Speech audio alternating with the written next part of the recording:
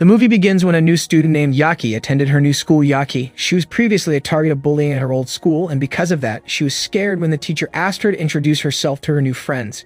Yaki was reluctant to introduce herself when one of the students named Makoto felt compelled to pull a prank on her.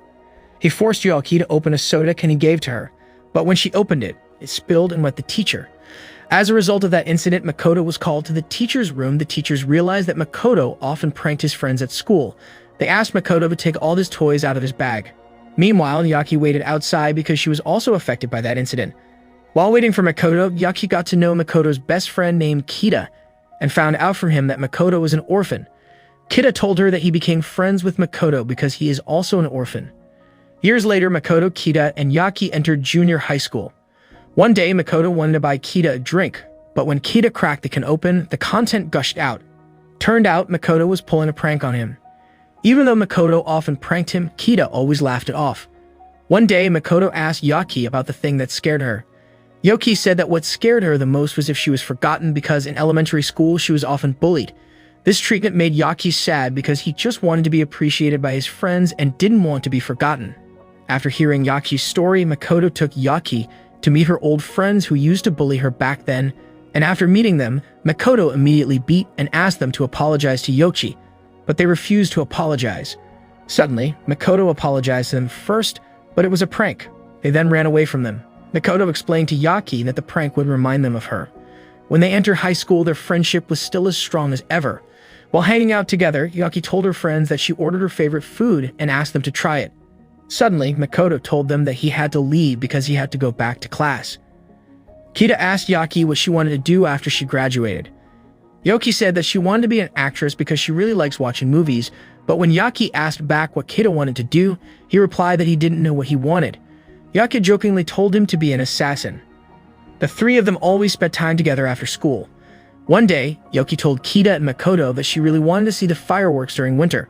Makoto promised to make fireworks like Yaki wanted. While walking down the beach, they also expressed the pain they had to live without each other. Their friendship became stronger after Yaki came into their life. To capture that moment, Yaki asked Kita and Makoto to take a photo together. When they graduated from school, Kita took Yaki out for a walk together, and when they were crossing the road, Kita expressed his feelings to Yaki.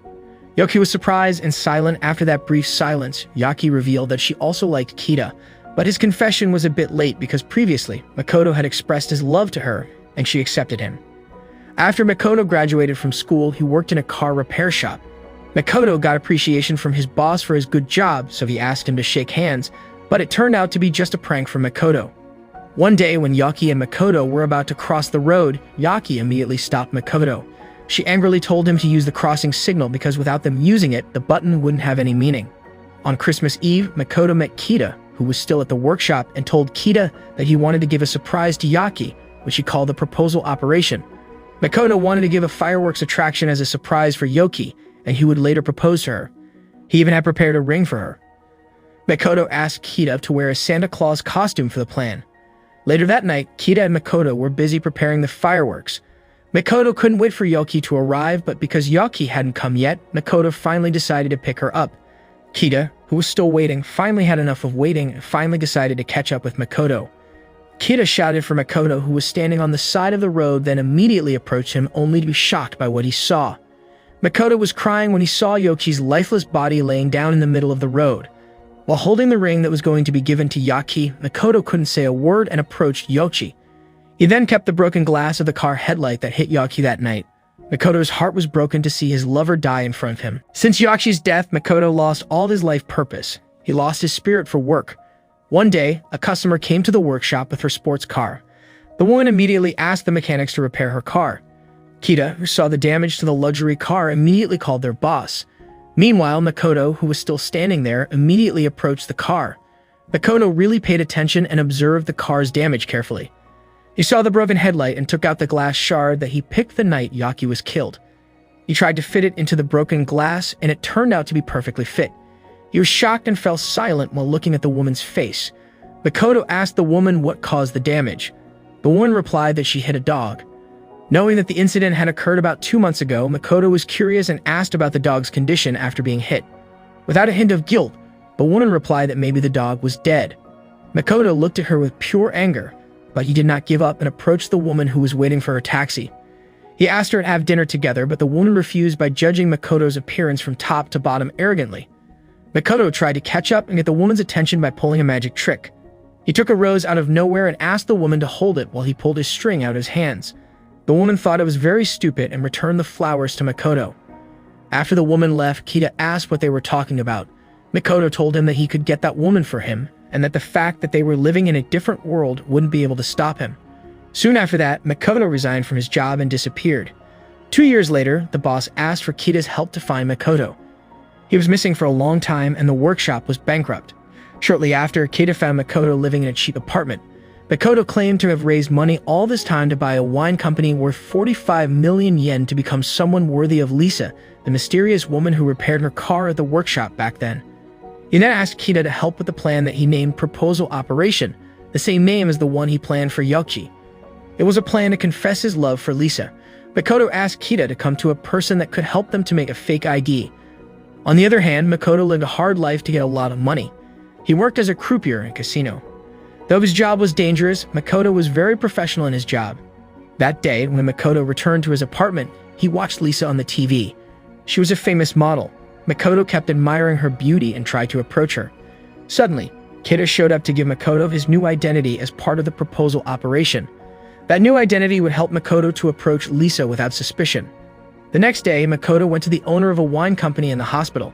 He brought in 45 million yen and brought the company from the man. After that, Makoto became the owner of the company, and with a new identity, Makoto started his new life as the owner of a wine company and achieved a life that equaled Lisa's. One day, Kita came to visit Makoto's apartment and was very impressed with his new life as the owner of a wine company. There, Makoto invited Kita to drink. Kita told him about their past and about the bankrupt workshop where they used to work. It turned out that Makoto already knew all the stories. Since he officially became crazy rich and part of the most influential people in the city, he was invited to a party. There he saw Lisa's father, and of course there was also Lisa who attended the event. Knowing that Lisa was there, his eyes couldn't look away from that beautiful woman. Makoto was finally able to meet Lisa in person again, but when Makoto wanted to greet her, he saw that Lisa came with her boyfriend and backed down. After they left, Makoto called and told Kita to threaten Lisa's boyfriend. Kita immediately went to Lisa's boyfriend's place and threatened him right away.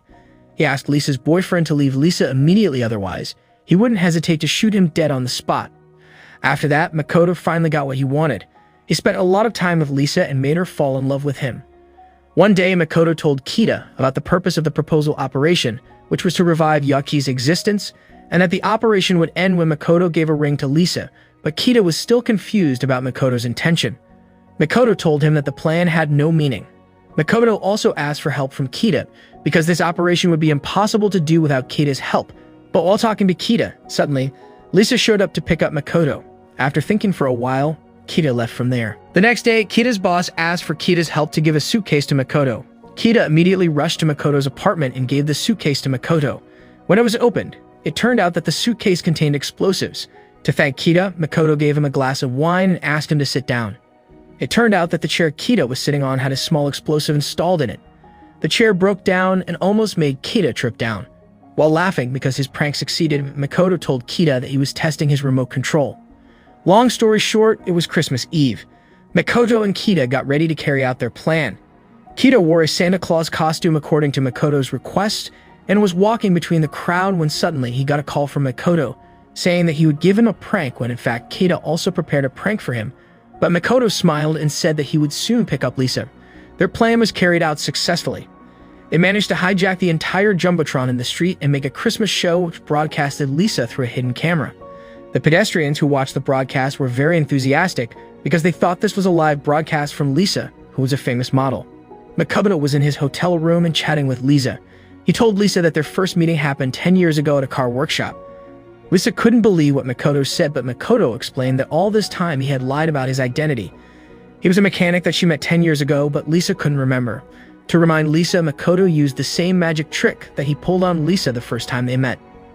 When Makoto pulled the string from his hand, she recalled the moment when she met Makoto.